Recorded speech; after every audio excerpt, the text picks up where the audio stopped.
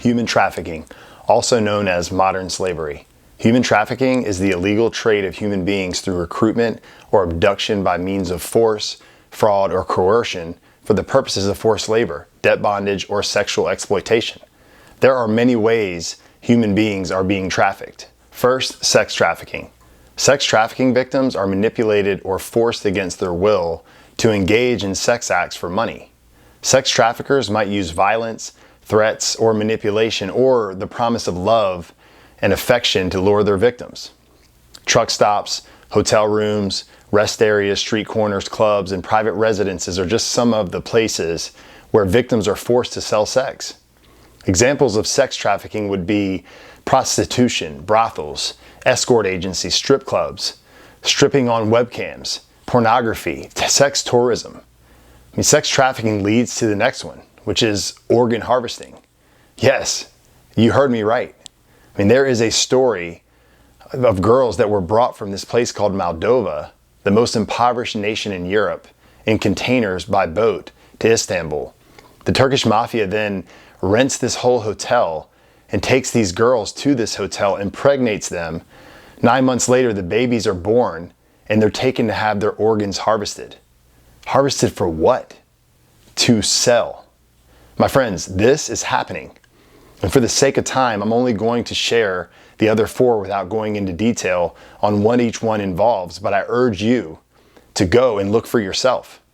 They are forced labor, domestic servitude, forced criminality, and child soldiers. So now that we understand what human trafficking is and the depth of it, let's look at some stats.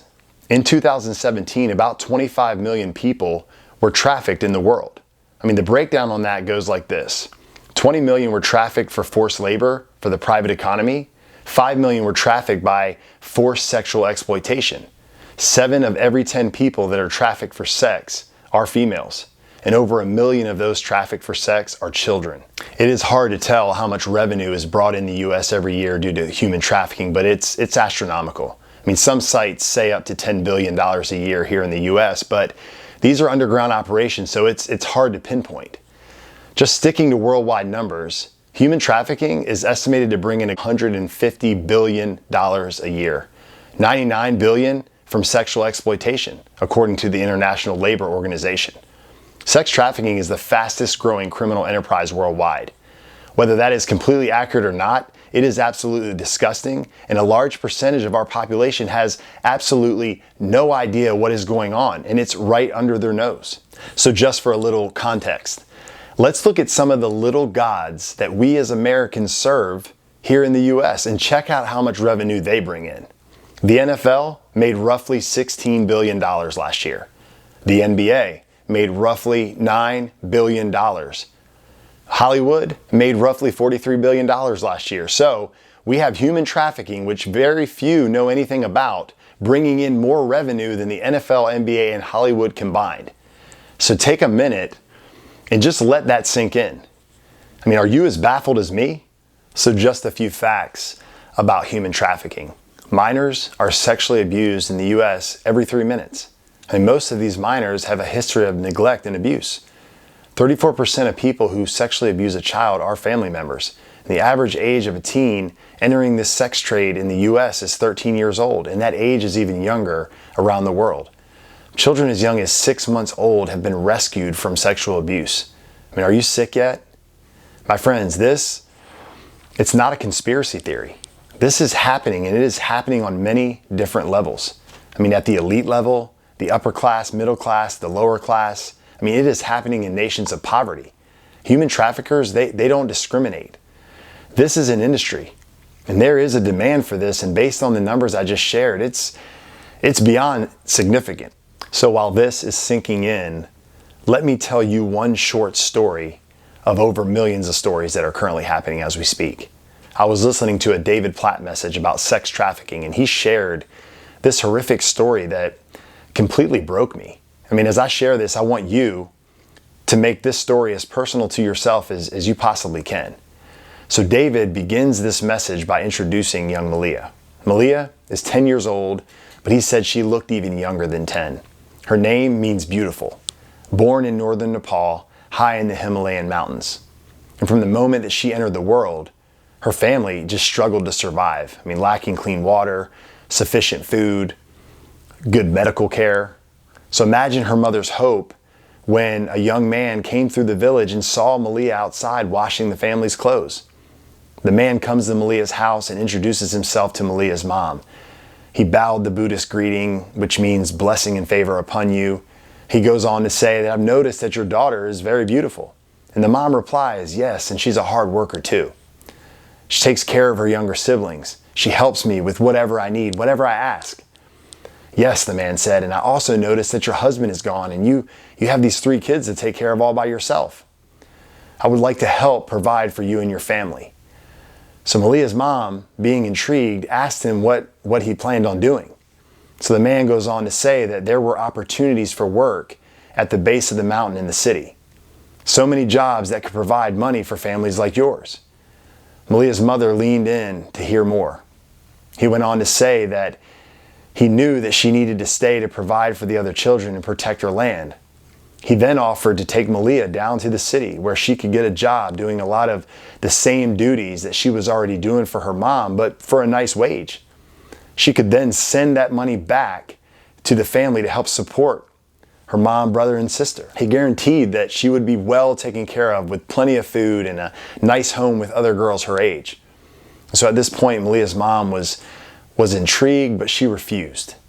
So this man, he insisted that she think about it and asked if he could come follow up in a few weeks to see if she would change her mind.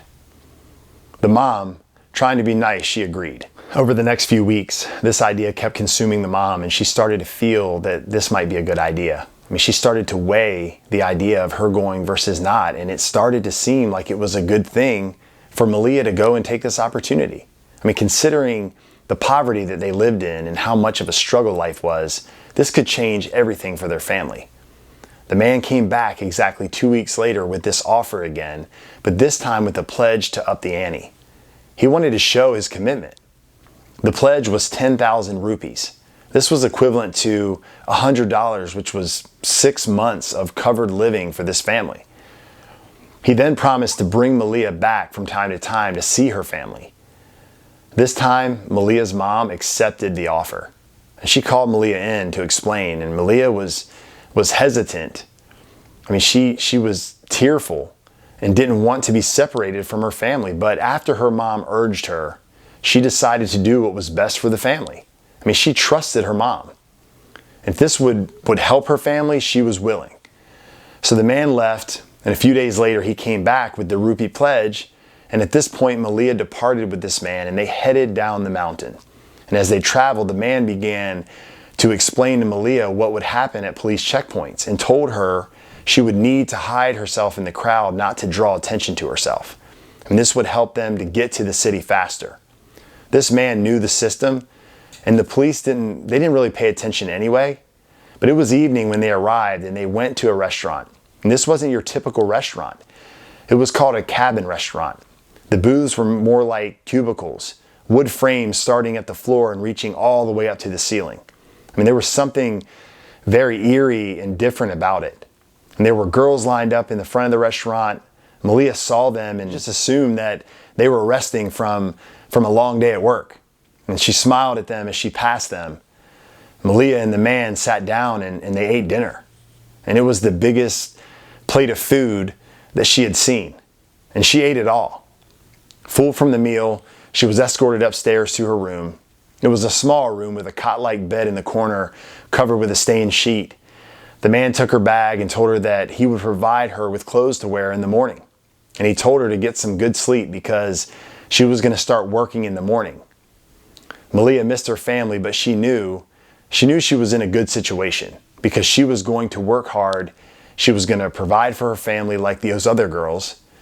And then she fell asleep, not knowing that this would be her last good night's sleep for years to come. She awoke to the man's voice the next morning, and there he stood with brand new tight clothes for her to wear. She came down for breakfast with the man where he instructed her on her work. He told her, in order for your family to be taken care of, you will need to do everything that I tell you. And you'll begin working to first pay back the money I gave your mom. And once that's paid back, you will start making money to send home. She then asked what her work would be, and what he said back, it was the last thing that she could have imagined. I mean, it would start that evening after being given alcohol to drink. He would take her up to her room, take off her tight clothes, and rape her, taking her innocence. He would rape her every day, multiple times a day, under the influence of alcohol and later, drugs. This went on for months until this young girl was so desensitized that she no longer even felt pain from it. I mean, her spirit was completely broken. The stage now was set for other men to get involved.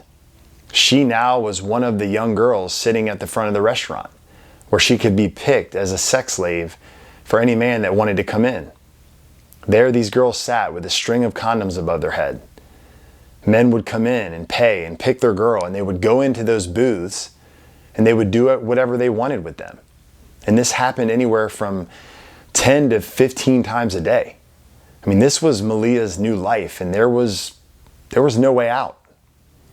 The man that had masterminded this had left her there to go find more girls, and in the care of the pimps who threatened Malia day and night that if she ever tried to leave, they would go up and get her little sister to take her place. They just told her that she needed to stay to provide. Meanwhile, her mom, her family, they never received another rupee. Her family had no idea what was happening. And this became her new norm. Now she was a teenager, and this was her new trade. This is one of millions, my friends. This isn't just a story. This isn't just some statistic on a piece of paper. This is one of many young girls that are being trafficked to fulfill the desires of any man that wants to come along. This is happening here, and it's happening all over this world. So what do we do with this? I mean, how do we fight this? I mean, there is no easy answer or solution. I mean, we can do things like this. We can speak about it. I mean, we can share it. And yes, we need to raise awareness because unbelievably many don't know about it. Yes, I was one of those people who lived under a rock and had no idea, but I took time to read. I took time to inquire. I took time to research, to dig, and what I found has caused me burden that I can't explain. And there's been tears. There's been deep anger. I mean, anger to the point of me visualizing myself murdering people like the man that kidnapped Malia. Is that godly? No. But I'm being honest. There's no way my mind can understand this level of depravity. But I'm sure of one thing, and I'm deeply convinced that the gospel alone provides the depth of perspective alteration and heart transformation needed to eradicate slavery. Fighting slavery begins with believing the gospel, with seeing that a good, holy, and loving Creator alone is the owner of all people. It continues with applying the gospel, living the truth that all people have been created in the image of God and are to be esteemed, not enslaved. Fighting slavery requires us to proclaim the gospel, that we tell the utterly hopeless that the ultimate hope is found in Jesus, God who came in the flesh to walk among us, to give his life for us. He gave up his divine privileges. He took the humble position of a slave and was born as a human being.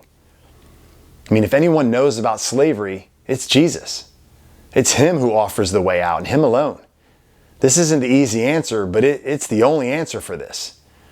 This is who Malias of the world need. This is who the traffickers need.